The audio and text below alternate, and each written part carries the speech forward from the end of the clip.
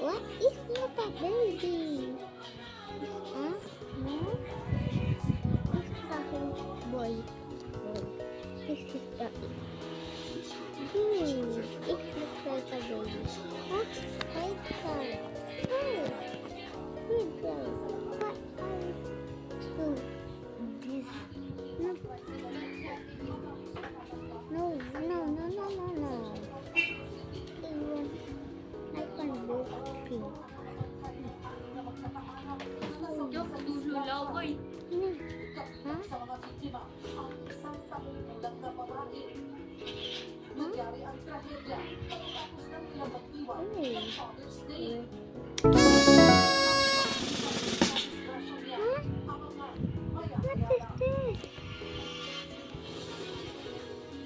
Live mula sa Impina ng News 5.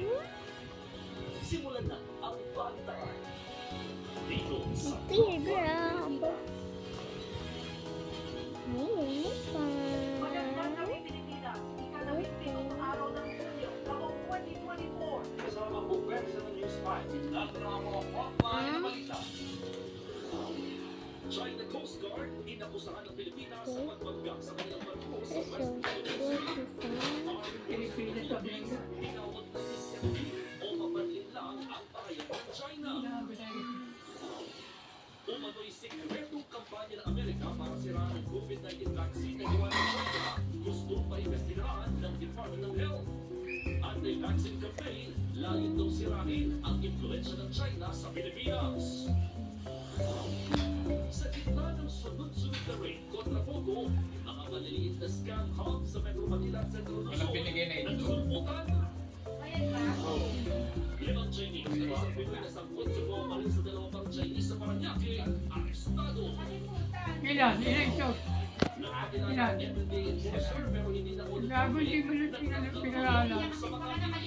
Pero natingnan ng ID, si enforcer umanggi at sinabing pinawarni ng ilang tao ang sinitang motorista. Ito yung MJ40. Anim na pong pamilya na sumukat sa Tondo, Manila. Hinihinalang sa ng apoy, kandila. Nandito pa yung logo doon, ma. Pakita ka. Namatay sa sunog sa kumain. Ay, binigay. Bigay yun sa may itlog na iwan. Dalawang tripulante Pilipinas sa may barkong tinatapin ng Pilipinas sa Red Sea, pating Pinas na rin. Sa frontline, sa Ayun, putang ina, oh. dalawang naglalakad Wow, ano mo, no? sa Oh. China, binamaan ng kidlat. Sa Ecuador, anim patay. Tamaan ng kidlat, eh. yung ano? Sa landslide, Sa China. Ha? sa frontline showbiz. Rhea Taide at Agonia Coshipiao parehong mabis. Nation's Girl Group Rini may bagong achievement sa Spotify. Nauwi sa trahedya ang Father's Day celebration ng isang mag-anak sa General Santos City. 10 ang nagsiksikan sa isang tricycle na nasalpukan ng truck. 6 ang patay. Nasa frontline ng balita si Brian Basa. Nagkakag-ibig-ibig ang bangkay ng driver at dalawang pasahero ng tricycle na ito na nawasak at nasuksok sa gitna ng kalsada. Sa gilid nito, ang inahin gumagalaw na isang taong gulang na sanggol na babae. Natagpuan naman ang isang pagtutuang pasahero sa ilalim ng isang elf truck. Yan ang kinakatuan ng salpukan ng tricycle at elf truck sa National Highway ng Barangay Campier sa General Santos City kahapon. Kwento ng mga otoridad, 10 magkakaanak ang sakay ng tricycle. Pauwi na sila matapos mag-celebrate ng Father's Day sa dagat. Pero habang binabaybay ng tricycle at highway, nawalan ito ng kontrol. Lumipat ito sa kabilang lane kung kailan sakto namang papasalubong ang isang elf truck.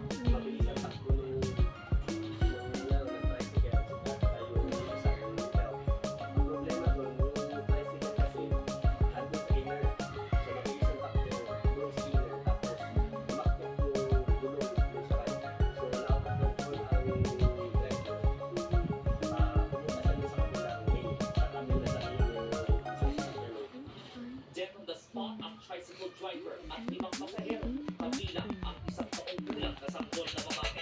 Habang sinugod naman sa ospital ang 4 pang inospital. Labis naman ang pinagpis ng father de pamilya si Jomar. Kabilang kasi sa mga nasawi ang kanyang misis. Habang na-hospital naman ang 2 niyang anak. Hindi nakasama si Jomar sa susunod.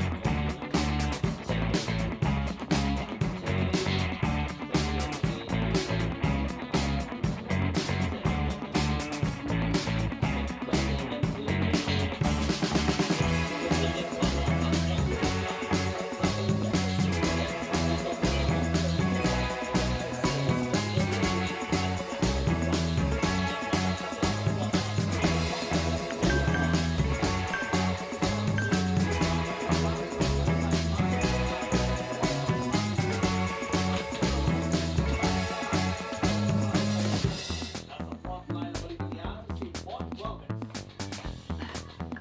Pagpunta sa Park Avenue sa Pasay City noong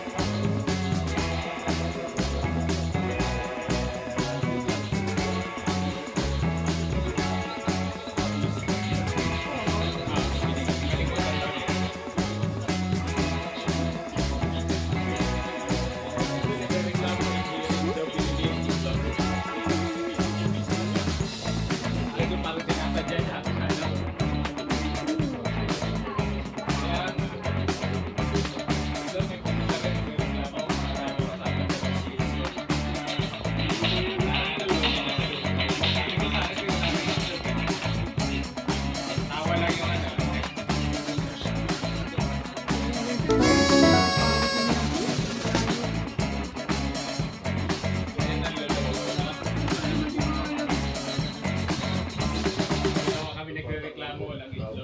Ano ba lilimutin? Tapos di-describe lang po yung ano. Di-describe Lugaw lang pa. po yung Eh? parang ganito na.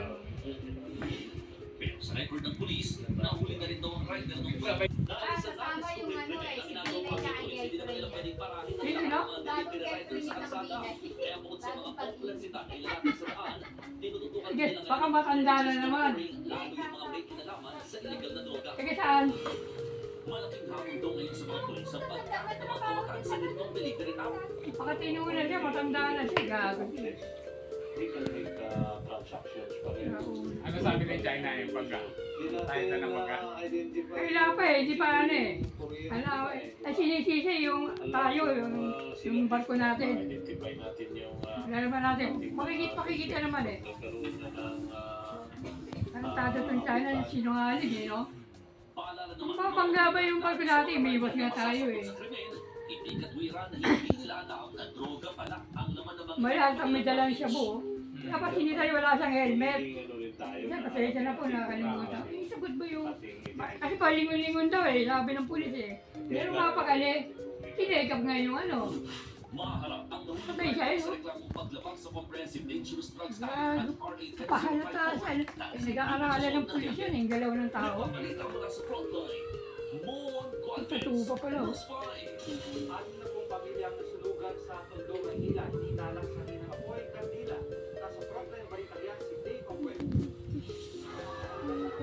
Nagpatakbo palabas ng mga pangay at ng kanya-kanyang live video ang ilang residente ng Barangay 58 sa Tondo, Maynila. Nagpapasaklolo sila sa sunog na sumiglang Ang basa saklolo, laki na ng apoy. Kanya-kanyang salva ng gamit Ang ng mga bumbero yan. residente. Kaya ang mga bumbero, Hindi makadaan yung bumbero kasi hindi makabili. Kasi dito guys. pakirapan sa Sa economics ng Pilipinas, hindi rin nakakatulan at pinagbibilang ang mapanilang na mga pahayag ng China Coast Guard. Ang pinakamasura ay ang illegal na pananatili at pagpili na pagpiliasyon ng mga bato ng China sa ating PZ. Ang mga agresibong views pa rin ng China ay nagpapalala ng tensyon sa rehiyon. Ayon sila rin sa Pilipinas na sa Mindanao, ilang pinaliliba sa paraan ng mission migration ng mga kailangan. That we've seen from the Philippine side, the only ship that is visible broadcasting AIS, which is what I can track, is the BRP Patakai. This one was a little different. We didn't see the Philippine Coast Guard escorting, at least clearly escorting in from directly from the east. Nagtiyos na sa Big Bandaan, kasunod na pagsisimula ng weekend ng paghuhuli ng China sa mga trespasser daw sa ilang teritoryo. Ang mga panguhuli, ikukulong na hanggang 6 na araw ng walang pagdidikis. Ayon kay Caro, posibleng makinig ang Pilipinas sa pakikipagkrisisyon sa kanilang mahuling Pinoy. Because that could easily turn into a hostage diplomacy kind of situation. Where you can imagine there would be a lot of for pressure, sure. domestic pressure on the government to get here versus that. China could try to use that as an opportunity to put additional pressure on the government to make other concessions to other areas. Nakulang din nila ni Pangulong Bongbong Marcos ang utos na ng China nagbabala rin siya kamakailan na ituring na act of war sakaling may mamatay na Pinoy sa gitna ng tensyon sa West Philippine Sea. Nagbabalita mula sa frontline, Brian Castillo, News 5. Inilagay naman ng Philippine Coast Guard ang paninisi ng China. Hindi rin ito Pilipinas ang nabuyong sa West Philippine Sea. Sa ulat ng Global Times kahapon, sinabing piniploy ang People's Liberation Army ng China ang ilang amphibious assault ships sa South China Sea para magandaan ng mga emergency response sa gitna ng rin pamubuyong ng Pilipinas. Pero ayon naman sa Philippine Coast Guard, piniploy ng China ang assault ship noong June 4 sa Isloga o sa Inasyon para guluhin ang scientific survey ng mga Pilipinong scientists. Para Philippine Coast Guard, ang paglala ng tensyon sa West Philippine Sea ay resulta ng iligal na pananatili roon ng China. Itagdag pa ang kanilang pambubuli. Dahil maling-mali raw na sabihin ang Pilipinas pa ang nagbubuyo sa China. Sa ibang balita, dumarami naman ang mga maliliit na hub ng mga scammer sa Metro Manila at Central Luzon. Napansin ng Presidential Anti-Organized Crime Commission o PACO na may mga nagsulputang scam hub sa mga apartment o community unit at naman sa mga May nagtatago eh, no? problema dahil nag-operate sa mga maliliit na scam hub. Kumot ng mga nauulit sa silid ng mga otoridad. Nasa 20 hanggang 30 na tagpo sa mga small-scale scam hub habang dahan-dahan ang nauulit sa mga malaking rate dahil sa pambantarla ng Morac, Pampanga. Karamihan sa mga sabok, pauwi sa dayuhan at may pakilalilang Pinoy.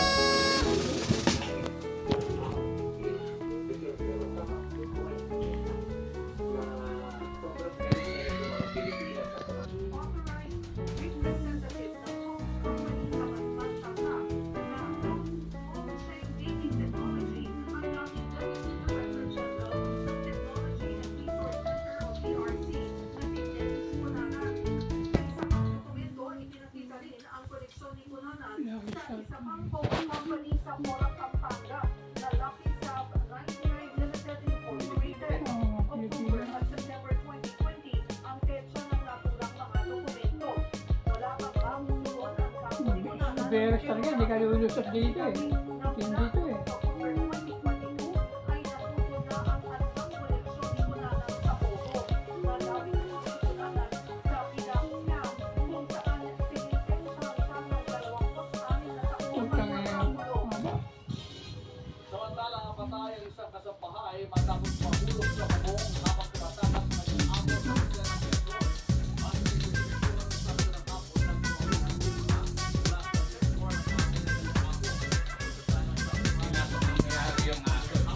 Nakakalabas lang ako. Sabi ko, hindi yung aso mo. Tapos, ginawa ko, kumuha ko malakas na to. Kaganin ko, biglang binugoy na ako. Ano yung aso? Titinda? Nasa labas? Batuin. Ang lapit na eh, konti na lang eh. Tapos ngiti-ngiti lang sa akin. Eh naasar ako, kasi nakatawa lang yung may-ari. Huwag kong bato, biglang binugoy Ay, na. kausap ko naman pag-aaral, paano mo pa ako? Kaya yung pabalik ako, hawak ko yung malakas bato eh. Wala, hindi. Nandun siya, nagbabantay sa gate. okay lang yung ginaganon. Ginaganon. Ginaganon sa paa mo.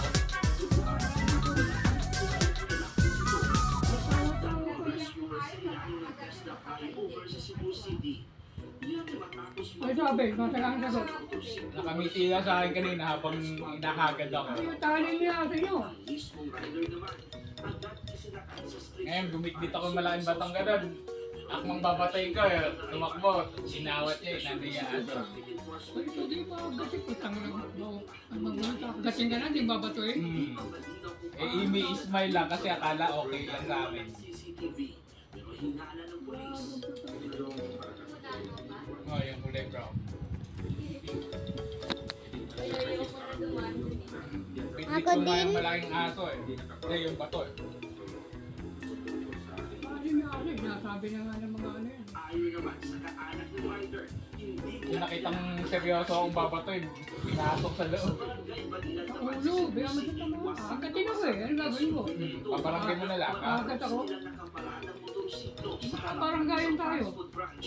Katwiran ka naman eh. ang rider na kinilalang si Basilio Lopez Jr. sa lakas ng impact. Saka hindi naman dapat nakakawala yung aso dyan, no? 55 anyos ng biktima. Saan pa lang, sa kanila pala may tinda sila. Napatali nila. At nagpapagaling sa ospital.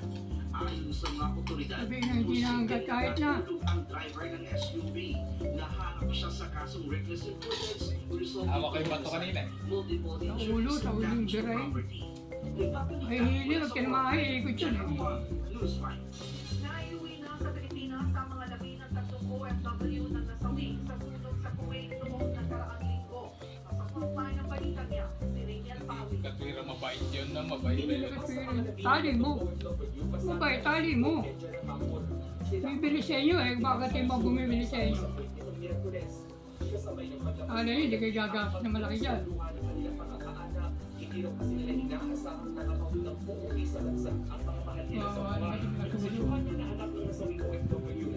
Hindi talaga yun. Bibigyan lang ng gobyerno 20,000. Renta.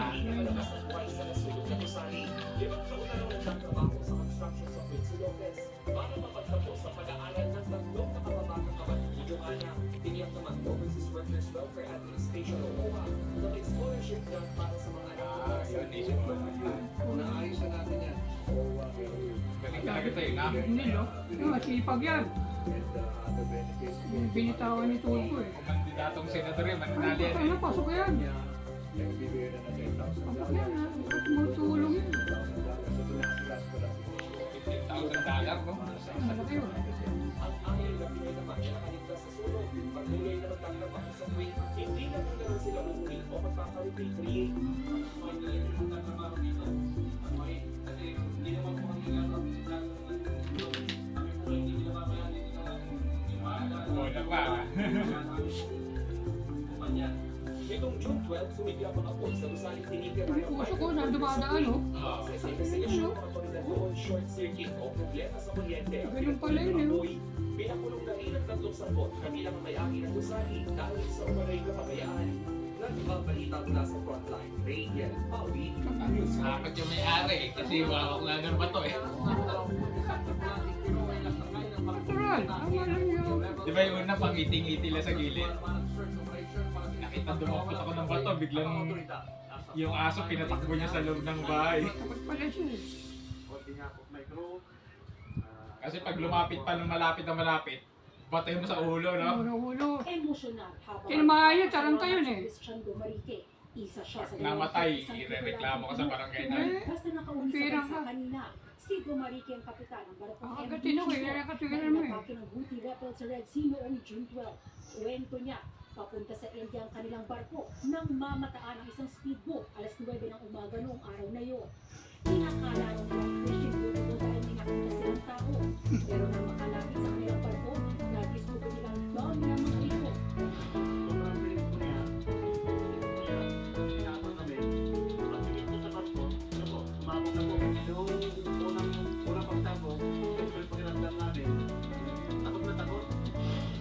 Nagbigilaw sila sa labas ng